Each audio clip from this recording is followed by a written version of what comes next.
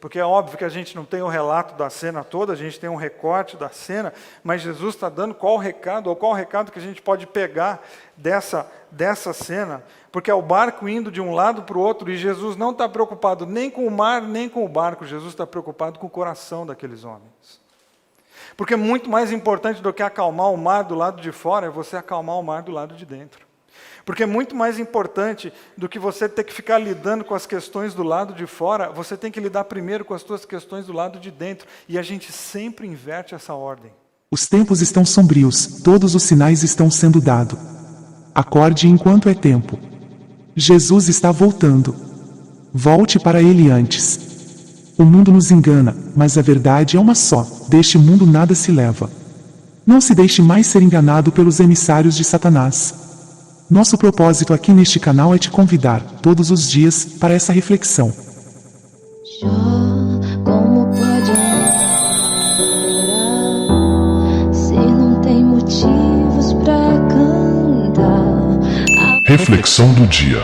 Deus e morre, Isaías 55, 11 a 13. mas não há Assim será a minha palavra, que sair da minha boca, ela não voltará para mim vazia, antes fará o que me apraz, e prosperará naquilo para que a enviei. Porque com alegria saireis, e em paz sereis guiados, os montes e os outeiros romperão em cântico diante de vós, e todas as árvores do campo baterão palmas. Em lugar do espinheiro crescerá a faia, e em lugar da sarça crescerá a murta, o que será para o Senhor por nome e por sinal eterno, que nunca se apagará.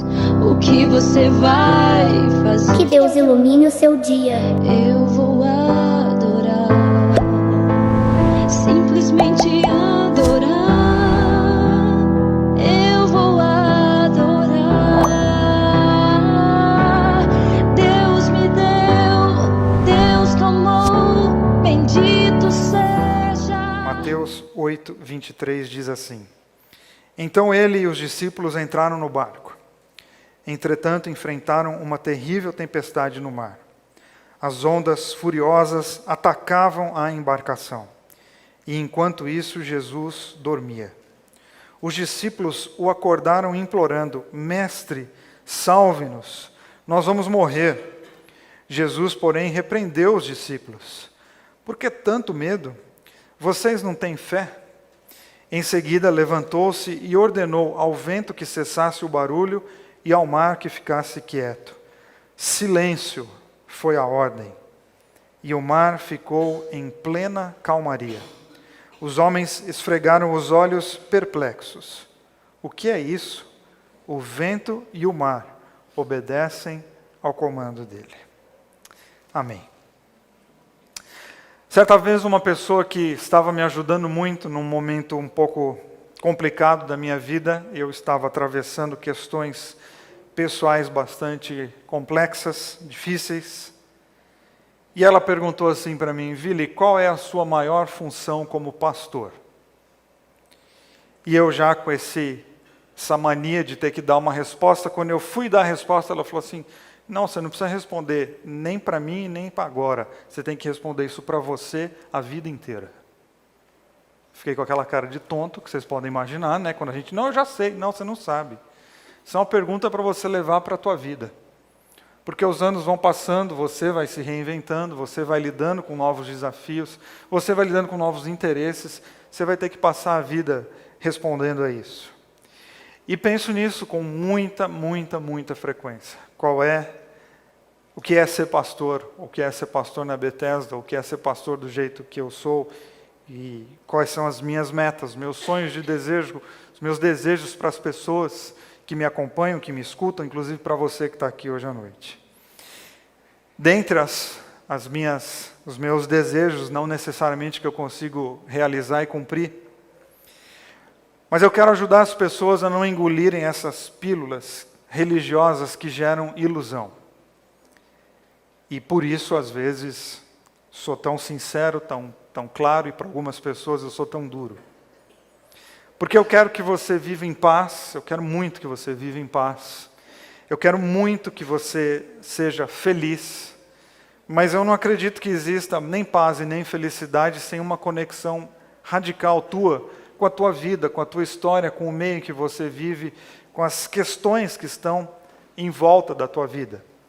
E acredito que existe um caminho de fé para fazermos essa travessia sem que a gente precise de ilusões, sem que a gente precise de anestesias. E quando falo de anestesia, não estou falando daquela anestesia que tira a dor, estou falando daquela anestesia que tira a força. Não é anestesia que alivia na hora da cirurgia, não é aquela anestesia que te deixa apático, resignado e vendido diante da vida. Não, acho que a fé ela nos leva a alguns processos que alguns inclusive são um pouco doloridos, mas são inevitáveis para quem quer de fato atravessar e não somente atravessar, mas também crescer com os momentos difíceis da vida, como propõe o tema desse mês. E Jesus foi muito sincero quando ele falou sobre a proposta do reino de Deus para que a gente atravesse os momentos difíceis da nossa vida. Ele não prometeu que a gente teria vida fácil, ele prometeu que a gente teria companhia. Ele não prometeu a anestesia que tira a ação. Jesus prometeu um consolo, ele prometeu uma força, ele prometeu um espírito que atua inclusive nesses momentos mais difíceis, mesmo que a gente não consiga perceber, não consiga identificar. Nós lemos um texto que nos mostra algumas atitudes de fé. E eu cresci num ambiente cristão tradicional, ia sempre à igreja, e histórias como essa que nós lemos, elas fizeram parte da minha infância. Escutei muitas vezes Jesus no barco, e eu lembro até hoje, porque a aula era num flanelógrafo. Vocês sabem o que é um flanelógrafo? Quem sabe? Levanta a mão. Vocês sabem, vocês estão fingindo que não sabem só porque entrega a idade. Flanelógrafo é uma lousa de flanela, obviamente, daí o nome, e você vai colando não, né? Ela gruda, né? Os desenhinhos, e eu ia aprendendo a história no flanelógrafo. Parabéns quem levantou a mão e não fica escondendo a idade, tá bom? Porque tem um monte de gente aqui que sabe o que é um flanelógrafo. E hoje, quando estava terminando de estudar ontem e hoje, lembrei da cena da minha sala da escola dominical na igreja que frequentei, em Atibaia, o flanelógrafo, o barquinho lá sendo colocado e a tempestade. E nós cresci ouvindo que Jesus está no barco e o barco é atacado por uma tempestade muito grande e terminávamos a aulinha cantando que com Cristo no barco tudo vai muito bem e passa o temporal. Não vou perguntar se vocês já cantaram, que vocês vão falar que não, então só eu cantei essa música na minha infância. Cabe dizer isso para uma criança, acho que faz todo sentido. Para ela acreditar que, de fato, com Jesus a gente enfrenta o temporal. Mas o fato é que eu cresci e alguns temporais não passaram na minha vida. Eu tive que lidar com eles durante muito tempo. Lido com outros ainda aqui dentro. Porque vira e mexe a vida vem e apresenta para a gente uma face cruel, porque a vida não tem uma face, a vida tem N facetas. Que a gente às vezes sorri, às vezes a gente chora. Que às vezes a gente pula de alegria e às vezes a gente não consegue sair do chão de tristeza. E a vida é exatamente esse mar, ela é ondular, ela é inconstante. E não necessariamente que tudo passa assim, num piscar de olhos. Às vezes a gente tem que lidar com as coisas durante algum tempo. Não vai tudo bem, simplesmente porque eu tenho fé. Porque a fé não é algo que me blinda das coisas de fora. A fé é algo que cuida das coisas aqui de dentro. A fé não lida com a onda, a fé lida com o marinheiro. A fé não lida nem com o barco. A fé lida com aquele que está, em tese, comandando o barco da nossa vida, que somos nós. Então, essa percepção, e você que frequenta a Bethesda, você que está aqui quinta-feira após quinta-feira, já conseguiu perceber, quer essa seja a sua percepção ou não, é que eu, pelo menos, não entendo a fé como esse escudo que me livra de coisas. Eu não entendo a fé como essa doma invisível, espiritual, que me livra de situações. Não, eu entendo a fé como um encorajamento, uma força que me faz lidar exatamente com coisas que eu não tenho como me livrar. Então a fé, ela não me tira de cena, a fé me coloca em cena. Ela me encoraja nas cenas, ela me prepara, ela me ajuda, ela me fortalece. Então acredito que essa percepção de uma fé, ou a fé como algo que está sempre nos protegendo e sempre nos livrando, ela gera mais frustração do que alegria.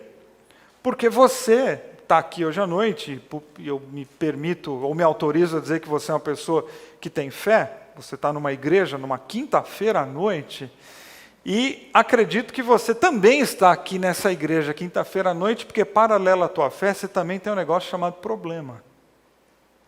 Porque talvez o teu barquinho esteja exatamente no meio de uma tempestade, que inclusive você falou, eu vou lá inclusive hoje à noite para ver se eu tenho alguma sacada para encarar a tempestade. Então entenda que, eu um dia entrei numa caminhada com Deus para eu conseguir me livrar dos meus problemas. E hoje você está lidando exatamente com os seus problemas. Isso significa que você não tem fé? Bom, em alguns departamentos cristãos pode ser. Aqui a gente quer fazer uma outra leitura, que a ausência de problema não significa que você tem muita fé. E presença de muito problema não quer dizer que você tem pouca fé. A ondulação da vida e o momento que você está vivendo significa simplesmente que você está vivo, e porque está vivo você tem a possibilidade de atravessar. Mas e se na travessia o teu barco afundar? Porque ele pode afundar. Alguns processos da nossa vida podem ruir. Alguns projetos que a gente talvez inclusive cuidou com muito carinho deles, eles podem vir a fracassar. E isso não tem a ver necessariamente com a minha fé, isso tem a ver com o fato de eu estar vivo, isso tem a ver com o fato de talvez eu não ter planejado direito, isso tem a ver com o fato de na época eu estar talvez com a cabeça completamente maluca e algumas coisas, alguns processos deram errado. Então, eu não acredito que fé seja um convite para a gente atravessar as coisas e sair do outro lado como super-heróis. E não acredito, repito, que a fé vai exatamente impedir que problemas batem no teu barco. Não, as ondas vão continuar batendo no teu barco e não necessariamente que você vai sair de lá vencendo e se sentindo a pessoa mais poderosa do mundo. Porque eu não posso confundir na minha travessia, no meu percurso da vida, fé com vitória. Porque fé não é um dispositivo de vitória permanente, mas uma maneira como eu devo me comportar, inclusive quando não tem vitória alguma. Porque eu posso não ter vitória nenhuma na vida, ou no momento eu não ter vitória nenhuma, e ainda assim eu continuar tendo fé. Eu posso estar num período em que eu estou lidando só com frustração e perda, e ainda assim eu tenho fé. Eu posso estar num momento extremamente pesado da minha vida, e ainda assim eu ter fé, porque a fé não faz eu vencer, a fé faz com que eu continue. A fé me leva a continuar caminhando, a continuar navegando, a despeito de como que está a maré, a despeito do tamanho das ondas que estão batendo no meu barco. Então a fé não vai arrumar a tua estrada, mas ela pode ser fundamental para você encarar essa estrada toda esburacada que você está vivendo no teu momento. E por que eu insisto tanto nisso? Para se, por um acaso, os teus projetos afundarem, você não se afundar junto com eles por uma questão de culpa. Por uma questão de que você não soube fazer, ou porque você não soube fazer a oração correta, porque você não deu o dinheiro devido, porque Deus não funciona com oração correta nem com a quantidade de dinheiro que você dá.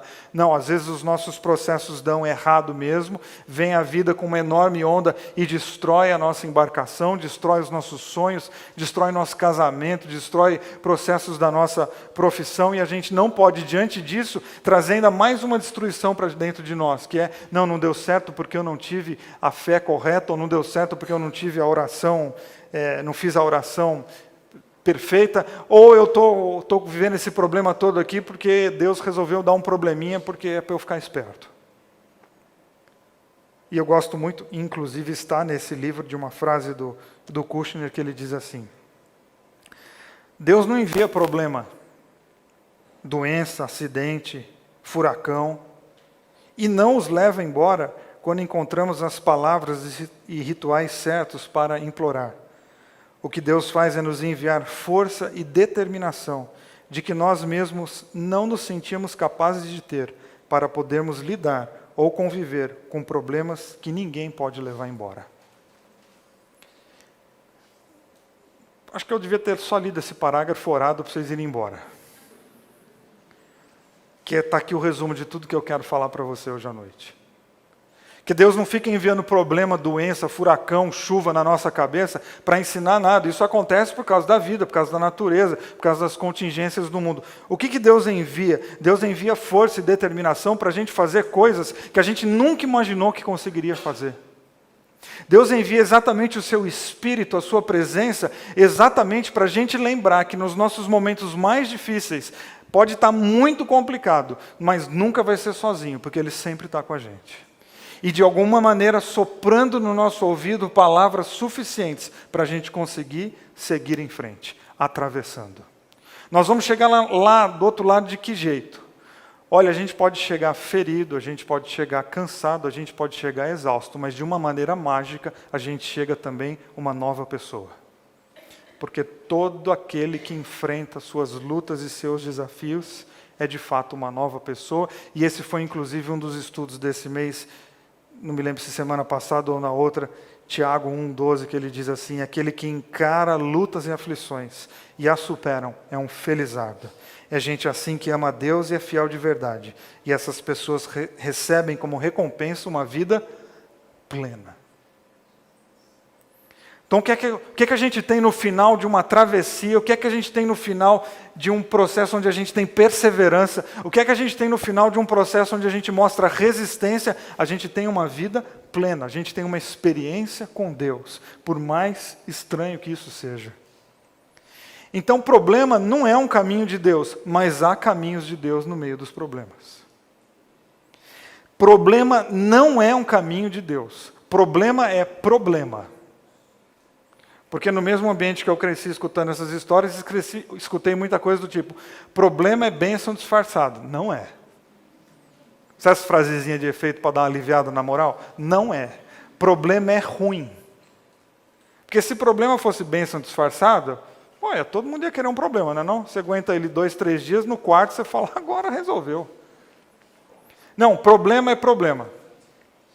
Tanto é que deram esse nome, problema. E isso não vem de Deus. Agora, existem ações de Deus que atravessam a nossa vida no meio dos nossos problemas. E os discípulos estão nesse barco, e o barco é assolado por uma grande tempestade, por uma grande tormenta. E os discípulos estão em pânico, porque eles não sabem o que fazer, porque o barquinho está de um lado para o outro. Como sempre, convido você: para de pensar nesse barquinho literal, para de pensar nesse oceano, e agora o barquinho deixou de ser um objeto, o barquinho passou a ser você, e esse oceano passou a ser a tua vida. Já se sentiu assim? A vida está dando safanão de todo lado e você não sabe para onde ir? A vida está falando uma coisa no ouvido e outra no outro, e você não sabe nem para... Aquelas coisas que você fala: cara, não é que eu tenho 2 opções, eu tenho 20 opções, eu não sei qual é a melhorzinha. Os discípulos estão exatamente no meio disso aqui. E eles vão acordar Jesus, para Jesus resolver a situação. E eu acho muito interessante, porque eu quero agora que você imagine a cena. Estão os discípulos, Jesus está dormindo, eles estão navegando e de repente o tempo vira e começa. Onda para todo lado e o barco virando. É neguinho segurando mastro, em rede, no que for. E eles, lá, resolve desesperadamente acordar Jesus. Jesus acorda. E o que é que Jesus faz quando ele acorda?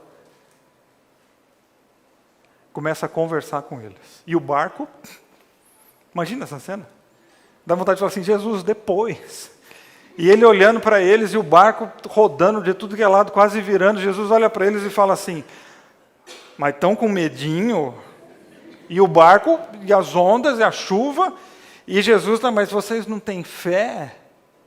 E eu acho muito interessante essa pedagogia de Jesus, porque é óbvio que a gente não tem o relato da cena toda, a gente tem um recorte da cena, mas Jesus está dando qual recado, ou qual recado que a gente pode pegar dessa cena, porque é o barco indo de um lado para o outro, e Jesus não está preocupado nem com o mar, nem com o barco, Jesus está preocupado com o coração daqueles homens. Porque muito mais importante do que acalmar o mar do lado de fora, é você acalmar o mar do lado de dentro. Porque é muito mais importante do que você ter que ficar lidando com as questões do lado de fora, você tem que lidar primeiro com as suas questões do lado de dentro. E a gente sempre inverte essa ordem. A gente sempre quer lidar com aquilo que está do lado de fora e que geralmente está bem longe do nosso alcance. Então a gente quer falar para a onda parar, ao invés da gente raciocinar como é que a gente enfrenta essa onda, partindo do princípio que ela não vai parar. E a gente gasta um neurônio espiritual, e os dias passam, e nós estamos tentando achar a oração certa para fazer a onda parar, quando você tinha que estar fazendo a oração, não é para a onda do lado de fora parar, mas é para a tua postura mudar diante de algo que está completamente fora do teu controle. Então Jesus questiona o coração deles, e não a situação que eles estão vivendo. Porque muito mais importante do que a situação que você está vivendo, é o teu coração. Porque algumas situações, ou a maioria delas, não dizem sequer respeito a você. Eu lido muito, vocês sabem que eu sou pastor na Bethesda e sou terapeuta também, e lido muito no meu consultório com algumas pessoas, eu posso falar disso porque não é uma, são todos. Inclusive eu, quando vou no meu terapeuta, chego e começo, e eu resolvo a vida de todo mundo, lá na minha terapia. Porque eu consigo, inclusive, resolver a minha, mas eu jogo sempre a culpa em alguém, porque é muito legal, não é não? Pai, eu consigo resolver minha vida inteirinha, eu jogo a culpa em vocês, eu jogo a culpa na Carol, que é minha mulher, eu jogo a culpa no meu Zipper, que é um cachorro que eu tenho lá em casa, eu jogo a culpa em... eu dou um jeito. E o que eu sempre ouço do meu terapeuta, ou que as pessoas que são atendidas por mim sempre escutam, o que é? Pais, as pessoas que você está falando aí, elas estão aqui com a gente no consultório? Não estão. Quem que está aqui? Eu, né? Quem está aqui? Eu e você? Então a gente só pode falar das coisas que você pode fazer. Não, é porque eu tenho uma mãe. Tá, tua mãe está aqui com a gente? Não. Então a gente não vai nem... Você pode falar dela, a gente pode gastar aqui 1 hora falando mal da tua mãe. Mas a questão é como é que você lida com essa mãe. E não é como é que a gente muda essa mãe, porque ela nem aqui está. Inclusive, ela deve estar feliz da vida. E ela deve estar aqui achando que você está aqui declarando versos de amor por ela. Então a gente sempre quer resolver as coisas que estão lá.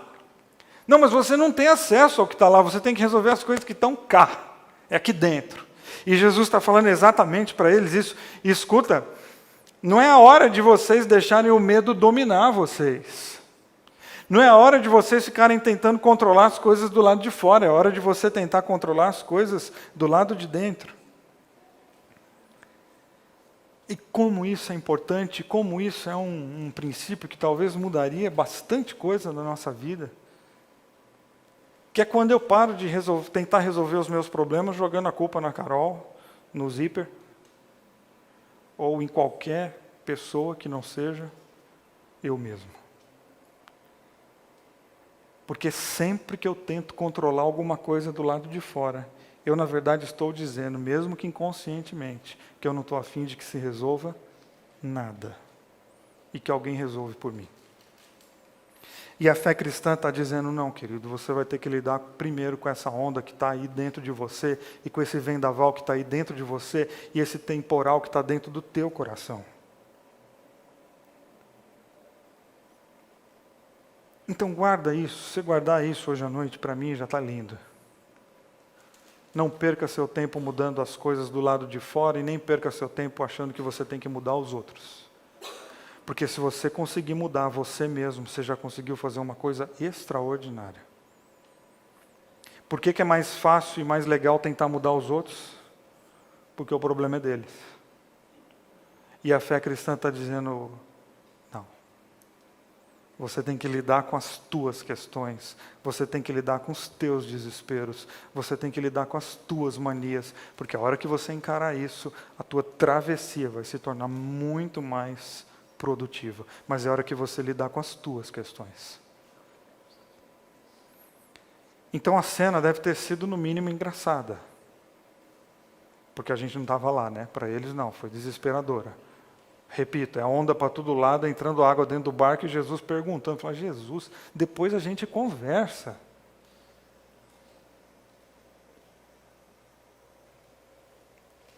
E um outro ponto que é tão bonito da gente pensar sobre a nossa vida, que a gente tira como uma metáfora dessa cena, é no meio do caos, Jesus ter que ser acordado. Você já parou para pensar se a tua fé é viva e é ativa, ou se você simplesmente tem uma fé de teoria, mas ela vive dormindo? E aí quando a casa está caindo, aí você começa, é o Pai Nosso 7 vezes por dia, é Betesda quinta, domingo, quarta, e quando mais tiver, porque a casa está caindo. Então acorda. E aí muito do nosso desespero é exatamente porque a gente não tem exatamente uma prática, uma vida. A gente não vai absorvendo os valores no dia a dia, colocando a mudança do nosso comportamento nas nossas micro decisões, nas menores coisas. Porque se eu coloco os valores do reino nas minhas micro decisões, as minhas macro decisões vão estar muito mais organizadas, mas a gente está sempre preocupado com outras coisas e a nossa fé está dormindo e ela acorda de quinta e de domingo. Então que triste é uma fé que precisa ser acordada. Que triste é um Deus que está dentro da gente, mas que vira e mexe a gente tem que chacoalhar Ele, e na verdade nós estamos chacoalhando a nós mesmos para falar, o que é que eu creio mesmo? O que é que eu acredito? O que eu faço, hein? Não, a gente tem que viver uma fé que não precisa ser acordada. Por quê? Porque é ela que nos move. É ela que nos leva. A gente já está enfrentando exatamente por causa daquilo que a gente acredita. Então, às vezes, a gente entra em pânico porque a gente deixa dormir aquilo que tem relevância dentro de nós. E manter as coisas acesas dentro da gente não é uma coisa que Deus faz, é uma coisa que a gente faz. Porque qual a importância da fé no teu coração? Ninguém pode responder isso além de você. Ninguém pode determinar o tamanho da sua fé e como é que você vai se comportar diante do dia mal, além de você. Ou seja, não vamos viver nas nossas travessias uma fé que precisa ser acordada, que ela já esteja viva.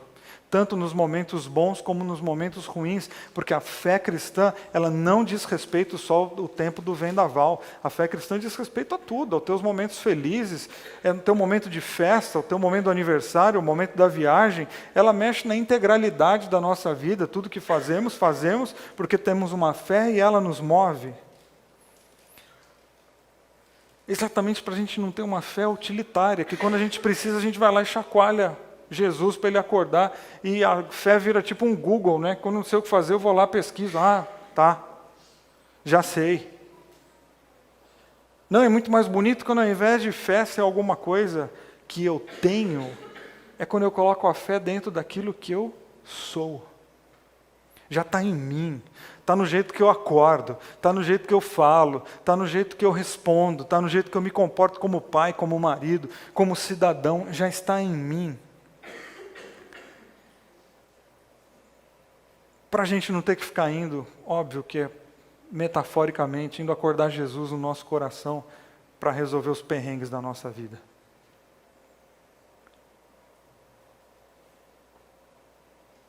E encerro perguntando para você, o que é que você tem escutado de Deus no teu coração?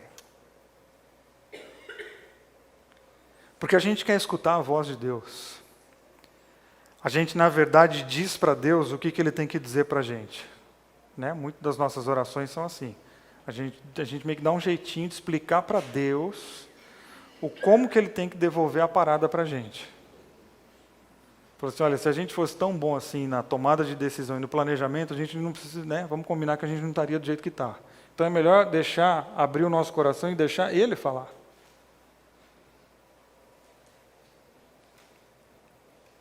E Jesus fala, Ele olha para o mar, olha para os discípulos e Ele diz o quê? Silêncio.